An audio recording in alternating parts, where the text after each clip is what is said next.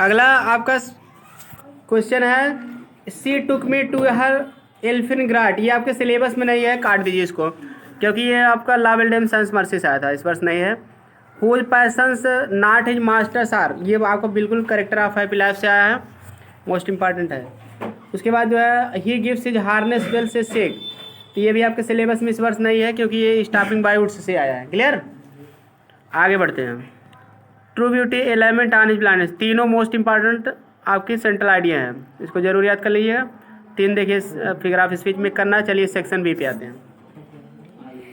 I often से to my friends, तो often से टू का आप टेल कर दीजिए, आई ऑफन टेल हो जाएगा, माई फ्रेंड्स हो जाएगा। उसके बाद आप यहाँ कंजक्शन दैट लगा दीजिए, फिर उसके बाद यू को आप फ्रेंड्स के अनुसार आप दे में बदलोगे, ठीक है ना। उसके बाद are all very dear to me, सब कुछ वही रहेगा।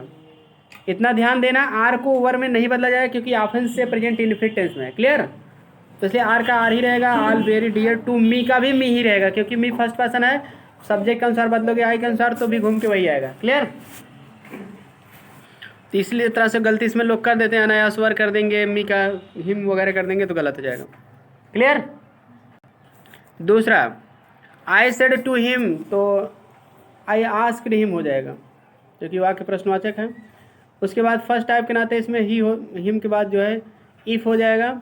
यू को हिम के अनुसार बदलोगे तो ही हो जाएगा। डिड को हैड में बदलेंगे, पास्ट परफेक्ट में हैड हो जाएगा, तो हो जाएगा I asked him if he had not promised, clear, if he had not promised.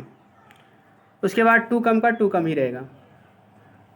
मैंने उससे पूछा कि क्या वह आने का वादा नहीं किया था, हम ऐसे ही पूछेंगे इसको। क्लियर, कम का कम ही रहेगा, यहाँ गो नहीं होगा, क्योंकि पास आने की बात की जा रहा है। क्लियर, अगला यहाँ कंपाउंड सेंटेंस बनाना। He is rich, he leads a simple life, वह अमीर है, वह साधारण जीवन बिताता है। तो इसमें आपको एट लगा के जोड़ देना और कुछ करना नहीं है। ही इज रिच, वह अमीर है, फिर भी वह साधारण जीवन बिताता है। जैसे अमीर लोग लग्जरियस लाइफ बिताते हैं, लेकिन वो साधारण लाइफ बिता रहा है। क्लियर, एट लगा के जोड़ दे, वाई ई टी, और कुछ करना नहीं है। अगला, अब देखिए, अगर अगला वाक्य है, अगर ये वाक्य कंपाउंड में एट लगा के जोड़े ना, अगर बाई चांस कॉम्प्लेक्स में आ जाएगा तो आपको क्या करना, आल दोस बनेगा तब, although he is rich comma. Clear, लेकिन यहाँ कंपाउंड बनाना है तो क्लियर, और अगर सिंपल होता तो in spite of being rich से बनेगा। क्लियर, चलिए सब कुछ बता दिया आपको, चाहे जैसे पूछे। Last night it was very hard, पिछली रात को बहुत गर्मी थी। I could not have a sound sleep, मैं गहरी नींद नहीं ले सका। क्लियर, साउंड स्लीप माने अच्छी नींद लेना, अच्छी गहरी नींद। तो आपको इसमें ऐसे करना पड़ेगा, ठीक है। लास्ट नाइट ऐसे करो, लास्ट नाइट, ठीक, लास्ट नाइट, पहले आपको लास्ट नाइट केवल लिखना है। उसके बाद इट वाज वेरी हार्ड मत लिखो, उसके बाद तुरंत आ जाओ कामा करके I could not have a sound sleep, पिछली रात को मैं अच्छी नींद नहीं ले सका। तब उसके बाद आपको लिखना पड़ेगा बिकॉज, क्योंकि। क्लियर, पिछली रात को मैं अच्छी नींद नहीं ले सका बिकॉज, क्योंकि। अब उसके बाद जो इट वाज वेरी हार्ड आपको जोड़ देना पड़ेगा, because it was very hard. आप दूसरे से बताओगे तो ऐसे कहोगे कि पिछली रात को मैं अच्छी नींद नहीं ले सका क्योंकि बहुत गर्मी थी।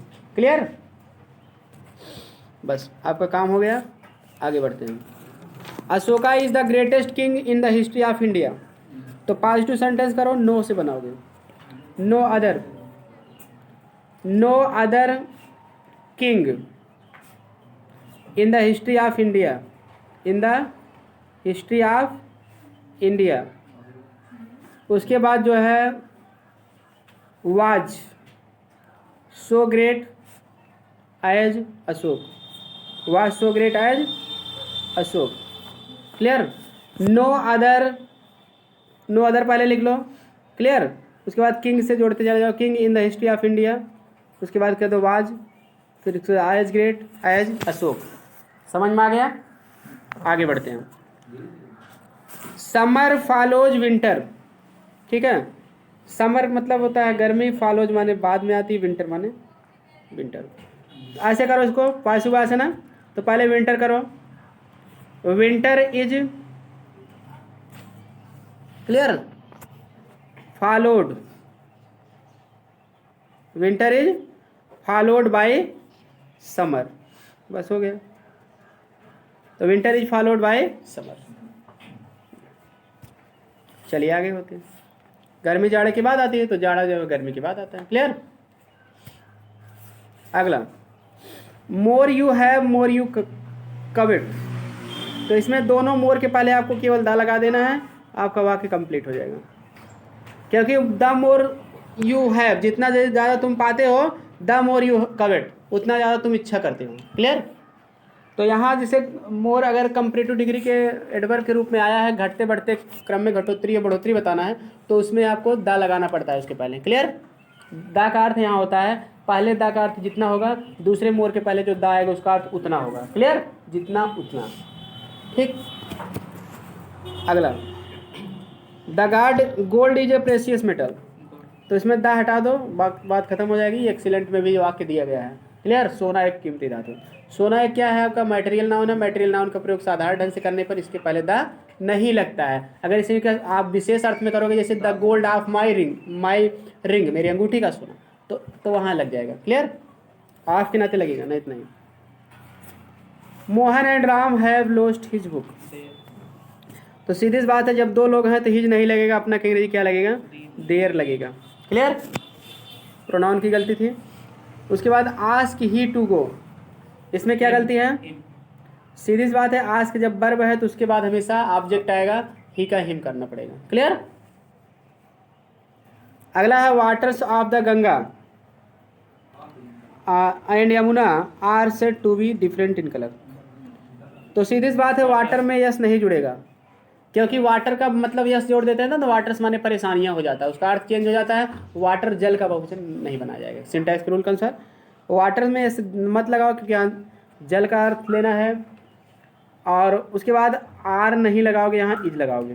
क्लियर। गंगा और यमुना का जल, यहाँ एक बात और कर देना, यमुना के पहले तो आप दा जरूर लगा देना, क्योंकि वो नदी का नाम है। वाटर ऑफ गंगा के पहले भी आप दा लगा देना। Water of the Ganga and the Yamuna, Ganga और यमुना का जल। उसके बाद जल, तो सीधी सी बात है, आपके बाद वाला तो बहुवचन होता नहीं है, आपके पहले वाला, क्योंकि आपके बाद ऑब्जेक्ट आता है प्रीपोजिशन के बाद, तो सब्जेक्ट इसमें वाटर होगा, इसलिए आर नहीं लगेगा, इज लगेगा। क्लियर। क्योंकि वाटर जो है अनकाउंटेबल नाउन है, उसको गिना भी नहीं जा सकता, तो इसलिए एस भी नहीं लगेगा ना, तो उसमें जो है उसके अनुसार वर्ब बहुवचन लगेगी। क्लियर। अनकाउंटेबल नाउन के साथ एक वचन की वर्ब लगेगी। क्लियर। तो यहाँ 3 गलतियाँ थी। वाटर में पहली बात तो यस नहीं जुड़ेगा, गंगा जमुना पहले दोनों पहले दा लगेगा, आर के पहले आर को इज में बदला जाएगा। क्लियर। समझ में आ गया होगा, आई होप। आगे बढ़ते हैं। हुज कैटल और दिस, इसमें क्या गलती है, सीधी सी बात है, बहुवचन रहेगा इसमें। ये गायें किसकी हैं, कैटल माने होता है पशु, ये पशु किसके हैं। तो जब पशु ज़्यादा हैं तो ठीक है ना, तो मतलब कि उसके साथ सब्जेक्ट, जब देखिए आर लग गया है, तो आर क्या है आपका वर्ब है, वर्ब हमेशा सब्जेक्ट के अनुसार लगेगा, तो उसके बाद आने वाला सब्जेक्ट दिस नहीं रहेगा, दीज रहेगा। और कैटल वैसे भी बहुवचन है, अगर बहुवचन है तो उसके साथ क्या लगेगा, बहुवचन ही लगेगा। क्लियर। बहुवचन वर्ब सही है, केवल दिस का आपको क्या करना पड़ेगा, दीज करना पड़ेगा। चलिए आगे बढ़ते हैं। तो हेलो स्टूडेंट्स, आप देखिए थोड़ा सा मुझसे मिस्टेक हो गई थी, क्योंकि मानवीय भूल है, थोड़ा गलती होना। यहाँ इज का वाज बता दिए थे हम, अशोक वाला, तो इसको जो है आप सुधार लीजिए, क्योंकि ध्यान नहीं दिए। यही वाक्य एक जगह वाज से भी आया था, तो दिमाग में वही था। तो आप इसको सही फिर से सुन लीजिए। इसमें पॉजिटिव डिग्री इसका होगा नो अदर लगाना है सबसे पहले, उसके बाद आपको king in the history of India पूरा लिख देना है, उसके बाद जो है आपको शो कर देना है। ठीक है। तो उसके बाद जो है आयज करके फिर ग्रेट करना है। ठीक। फिर जो है आयज अशोक, बस इतना ही करना है, कि वाज नहीं करना है, इज करना है। तो चलिए आगे और क्वेश्चन पे आते हैं। क्वेश्चन पे आ जाते हैं हम। 10वां क्वेश्चन है हमारा इडियम्स एंड फ्रेज से। Hold good. तो होल्ड गुड माने क्या होता है, चलन में होना। क्लियर। तो होल्ड गुड माने, होल्ड गुड मतलब चलन में होना या चलन में रहना। तो इसका मतलब क्या होगा, जैसे होल्ड गुड याद कैसे करोगे, होल्ड मतलब क्या होना भी होता है, क्लियर। होल्ड माने पकड़, पकड़ना, गुड माने अच्छा, अच्छे ढंग से जिस पर पकड़ है तो वो जान लीजिए चलन में है, क्लियर। जैसे मान लीजिए कोई अब इस समय 1000 रुपी is not in hold good, clear, चलन में नहीं है। 1000 रुपये का नोट जो है इंडिया में चलन में नहीं है, क्लियर। अगर ठीक है, अब बाकी सारे नोट्स जो है चलन में हैं। 200 rupees note is also in hold good now it is, clear. आजकल 200 रुपये का नोट भी चलन में है, मतलब जो चलन में है, ठीक। तो इस तरह से होल्ड गुड आप ठीक है समझ गए होंगे। I hope. Ins and outs माने क्या होता है, आगा और पीछा, नहीं सॉरी आगा पीछा नहीं होता है। इन्स एंड आउट माने होता है, एंड आउट का मतलब होता है पूर्ण विवरण, परफेक्ट डिटेल होता है, क्लियर।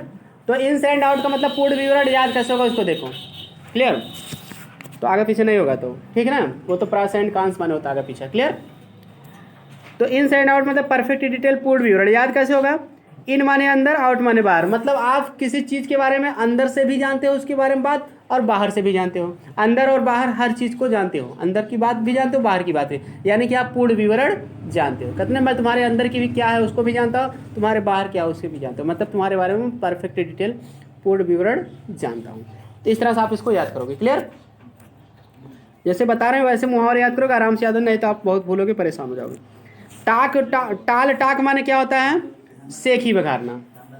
हाँ, टाल माने लंबा, टाक माने बात, लंबी लंबी बातें करना, मतलब क्या, डींग हाँकना, सेखी बघारना, ठीक। तो सीधी सी बात है, लंबी बात जो करेगा तो लंबा लंबा फेंकेगा तो क्या करेगा, वो सेखी ही बघारेगा ना। टूथ एंड नेल माने क्या होता है, जी जान से, क्लियर। टूथ एंड नेल माने जी, टूथ एंड नेल मतलब होता है जी जान से या पूर्ण गति से, मतलब पूरी गति से आप किसी के ऊपर जुट जाओ, जी जान से जुट जाओ, क्लियर, उसको कहते हैं टूथ एंड नेल। याद करने की ट्रिक क्या होगी, टूथ माने दांत, नेल माने नाखून। आप किसी से झगड़ा हो गया, आप उसको दांते भी काट रहे हो और नाखून से भी मतलब खरबोट रहे हो, खरोच रहे हो, तो कहने मतलब पूरे जी जान से आप क्या किए हो, जुट गए हो, पूरी पूर्ण गति से जुट गए हो उसको मारने के लिए, क्लियर, ठीक। इस तरह से आराम से याद कर लोगे। पार्ट एंड पार्सल माने क्या होता है, आवश्यक अंग, essential part, clear. Part and parcel माने आवश्यक अंग। तो याद कैसे होगा, पार्ट माने होता है हिस्सा, कोई भी हिस्सा। आप पार्सल माने क्या होता है, पार्सल में जैसे कोई गट्ठर बांध लेते हैं, कोई पार्सल भेज दिया जाता है आपको, क्लियर। डाक से पार्सल आता है सामान, मतलब कुछ भी ये कलेक्ट करके आपको दे दिया जाता है, और पार्सल माने गठरी भी होता है। आप मतलब अपना हिस्सा ले लिए, कहीं आपको जाना है अपना हिस्सा लिए और पार्सल भी ले लिए, ठीक ना, मतलब अपना गट्ठर भी बांध लिए, पैक कर लिए कुल, क्लियर। तो कहने का मतलब आवश्यक अंग है वो आपका, इसीलिए आप ले लिए, अपना हिस्सा भी लिए और पूरा अपना गट्ठर भी बांध लिए कि जो भी हमको जरूरी चीज़ें हैं उसको लेके हम कहीं यात्रा पर जा रहे हैं, क्लियर। इस तरह से पार्ट एंड पार्सल, आवश्यक अंग। और जिसका भी पार्सल आएगा वो उसका आवश्यक अंगित रहेगा, तभी तो उसके पास आएगा, दूसरे का थोड़ी ना रहेगा, क्लियर। अब देखिए अभोर, अभोर माने होता है घृणा करना। तो सीधी सी बात है, इसको हेट कर, सॉरी एंटानिम्स पूछा है, लव कर दो। अगर आपका सिनोनिम्स पूछा होता तब हेट होता, लव कर दो, प्रेम करना। फ्लेक्सिबल माने क्या होता है, लचीला। तो इसमें कुछ नहीं करना है, आपको इन लगा देना है, इनफ्लेक्सिबल कर दो। इनफ्लेक्सिबल माने जो लचीला ना हो, कठोर। या फिर आप इसको हार्ड भी कर सकते हो, रिजिड भी कर सकते हो, हार्ड भी कर सकते हो, हार्ड वाले भी कठोर, क्लियर। अलग शब्द यूज करना चाहो तो हार्ड, नहीं तो इन लगा के छुट्टी ले लो, क्लियर। इनफ्लेक्सिबल भी होता है। अब फ्री माने क्या होता है, स्वतंत्र। तो हाँ, तो स्लेव माने गुलाम होता है, या कैप्टिव आप कह दो, सबसे बेटर वर्ड। कैप्टिव माने कैदी, जो स्वतंत्र नहीं रहेगा तो कैसे रहेगा, कैदी रहेगा। किसी से आप स्वतंत्र रखो, किसी को कैप्टिव बना के रखो, क्लियर। अगला शब्द है ट्रायम्फ, आपका सिनोनिम्स पूछा है तो विक्ट्री कर दो, WICTORY, विक्ट्री माने विजय होता है। अब देखिए हेवन माने क्या होता है, स्वर्ग नहीं होगा, सुरक्षित आश्रय, सुरक्षित स्थान, बंदरगाह भी होता है हेवन माने, क्लियर, क्लियर। हेवन का मतलब होता है बंदरगाह, तो इसका मतलब होता है सिनोनिम्स हार्बर, HARBOUR।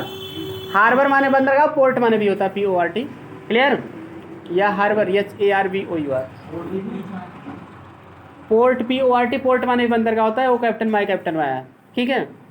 और नहीं तो आप HARBOUR।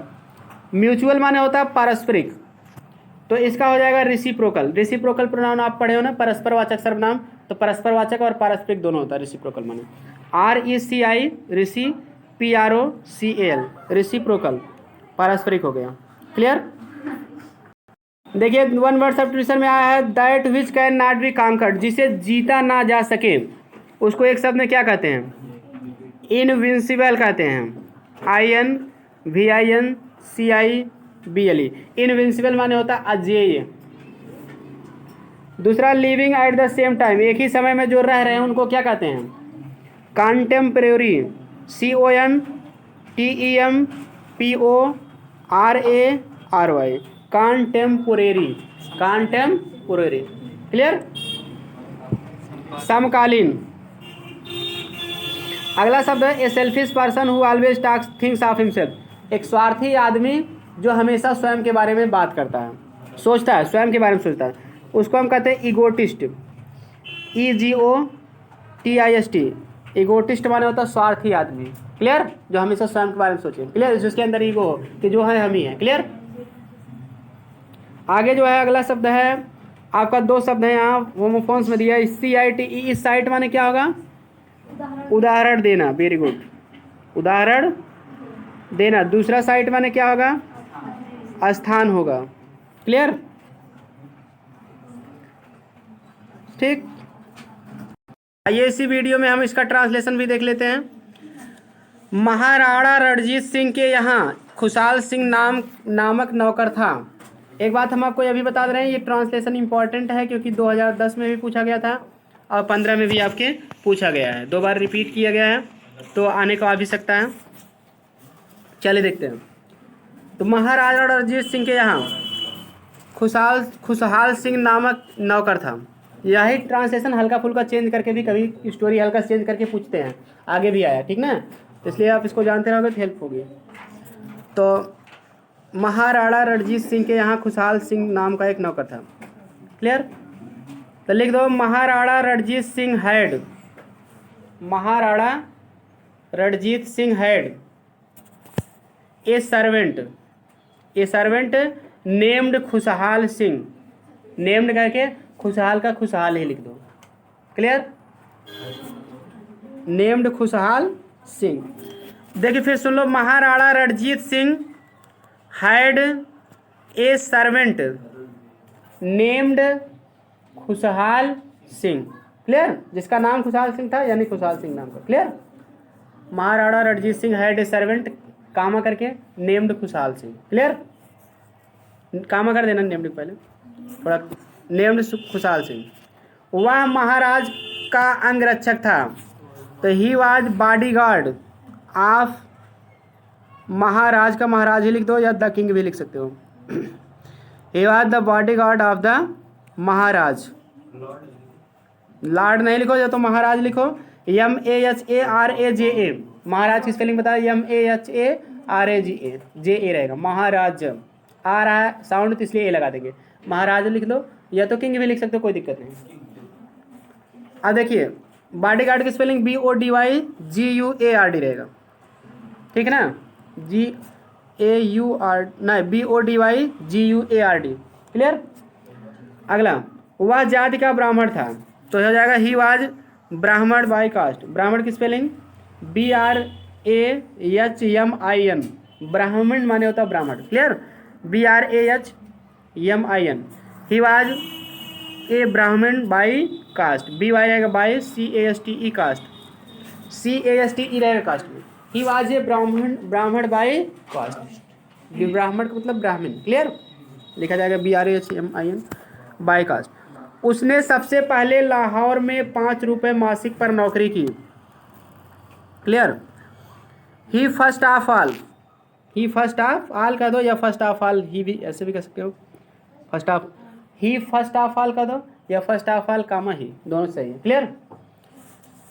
ठीक। टुक जॉब, नौकरी की अंग्रेजी लिख लो, टुक जॉब इन लाहौर। ठीक है, इन लाहौर, लाहौर की स्पेलिंग यल बड़े से कर देना, LAHORE रहेगा, LAHORE, लाहौर मतलब Lahore. Clear, Lahore.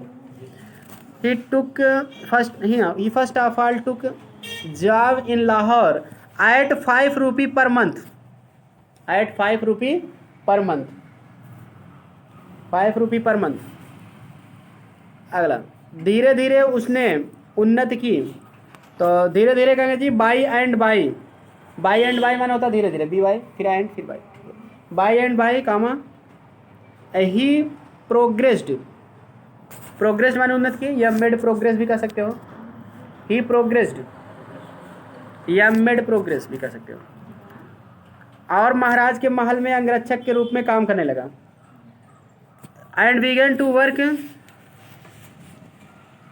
And began to work as a bodyguard, as a bodyguard in the palace of the Maharaj, in the palace of the Maharaj. Clear. दिन महाराज, वन डे द किंग, लिखो, एक दिन महाराज नगर की हालत देखने के लिए महल से बाहर आए। One day the king, one day the king came out of the palace, came out of the palace, महल से बाहर आए। To see the condition of the city, to see हालत का मतलब condition. One day Maharaj came out of the palace to see the condition of the city. रात बहुत बीत जाने पर वे वापस लौटे। इसके अगले लिखो, he returned, he returned late, ठीक है, he return late at night, late at night, late में देर से पहुंचे, एट नाइट में रात को। क्लियर। वो रात को देर से पहुंचे या रात बहुत दिन बीत जाने पर पहुंचे, बात एक ही हुआ। He return late at night. Clear. Late at night कर दो या लेट आफ्टर नाइट भी कर सकते हो, ठीक है, आफ्टर नाइट भी कर सकते हो। He return late after night, after ज़्यादा बेटर पड़ेगा क्योंकि रात बीत जाने पर कि रात के बाद वह देर से आए, तो दोनों चल जाएगा, कोई दिक्कत। ही रिटर्न लेट एट नाइट का दो या लेट आफ्टर नाइट, चलेगा दोनों। अगला, उस समय खुशहाल सिंह पहरे पर था, तो एट दैट टाइम खुशहाल Singh was on the, at that time खुशहाल सिंह वाज ऑन, एक शब्द बीट माने पहरा होता है, BEAT, बीट माने या ड्यूटी भी कर सकते हो। खुशहाल सिंह वाज ऑन पेट्रोल भी कर सकते हो, कोई दिक्कत नहीं, ठीक है। या BEAT बीट माने पहरा भी होता है, वो आफ्टर 20 ईयर्स जो कहानी नहीं थी आपकी उसमें आया था, ठीक है, Jimmy Wales was on beat, वो पहरे पर था। एट दैट टाइम खुशहाल सिंह वाज ऑन बीट का, तो BEAT बीट में पीटना भी होता है, पहरा भी होता है, और नहीं तो आप कह सकते हो ड्यूटी भी कर सकते हो। खुशहाल सिंह वाज ऑन ड्यूटी, वो ड्यूटी पर था मतलब वो पहरे पर था। क्लियर। या BEAT कर सकते हो, पेट्रोल भी कर सकते हो, PATROL, पेट्रोल ड्यूटी भी कर सकते हो। क्लियर। देखिए, वह अपने मालिक को पहचान नहीं सका। He could not recognise, he could not recognise, वह पहचान नहीं सका। हिज, ठीक है, मास्टर, रिकॉग्नाइज हिज मास्टर या हिज महाराज भी कह सकते हो आप। क्लियर। सो आता है, लिख दो, सो उसने उन्हें महल में नहीं जाने दिया। So he did not, so he did not let him go, let माने देना, कोई काम करने देना। So he did not let him go, let him go in the palace, so he did not let him go in the palace। दूसरे दिन, the next day, जब उसने महाराज को पहचाना, when he recognized the Maharaj, when the next day when he recognized the महाराज कर दो या the king ही कर दो। रिकॉग्नाइज की स्पेलिंग सुन लो, RECOGNISE, सेकंड फॉर्म बनाओगे डी जुड़ जाएगा। The next day when he recognised the king या द महाराज, तो के लिए कामा लगा दो। बहुत घबराया, बहुत मतलब वह बहुत अधिक घबराया। He was very much embarrassed, he was very much embarrassed, तो वो बहुत घबरा गया था मतलब ये सब बातों के दौरान। He was very much embarrassed की स्पेलिंग लोग घबराने के हम बोल दे रहे हैं, EMBA डबल RA, नहीं सॉरी डबल आर नहीं रहेगा, एक आर रहेगा, EMBARA डबल एस रहेगा, SSED, EMBARA double SSED, embarrassed, double S केवल रहेगा, बाकी आर एक रहेगा। क्लियर? EMBARA डबल SSED, इसमें अक्सर मिस्टेक हो जाती है कि डबल आर रहेगा कि डबल एस रहेगा, तो डबल एस रहेगा, आर नहीं रहेगा, इतना ध्यान देना। Embarrassed, he was very much embarrassed, मतलब वह बहुत घबराया या बहुत घबराया। किंतु महाराज ने उसे इनाम में एक बड़ी जागीर दी। बट द महाराज, तो महाराज gave him a big,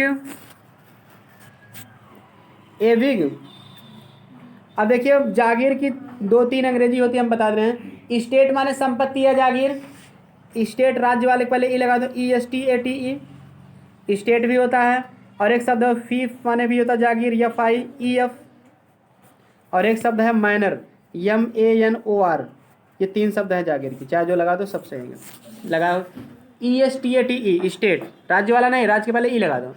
state माने जागीर, FIEF फीफ माने जागीर, MANOR माइनर माने जागीर। क्लियर? कुछ भी लगा सकते हो, सब जो भी लगा सही है। अगला, हाँ, तो gave him a big state या फीफ एज ए रिवार्ड, इनाम में ना, एज ए, इनाम में मतलब इनाम के रूप में, एज ए रिवार्ड। इस तरह से आपका ट्रांसलेशन भी कंप्लीट हो गया। अब हमारा प्रयास यही रहेगा कि एक ही सेट में हम पूरा ट्रांसलेशन सहित आपको बता दें, ठीक है? क्योंकि कुछ विद्यार्थियों का सजेशन था कि एक में ही बनाने के लिए, इसलिए बना दिए। अब देखिए आगे आपको जो इम्पोर्टेंट है अनसीन पैसेज फिर वही बताए जाएंगे, निबंध इम्पोर्टेंट ही बताया जाएगा। तो इसलिए वीडियो पसंद आए तो लाइक, सब्सक्राइब और शेयर करें। मिलते हैं नेक्स्ट वीडियो में नेक्स्ट सेट के साथ। Thanks for watching this video.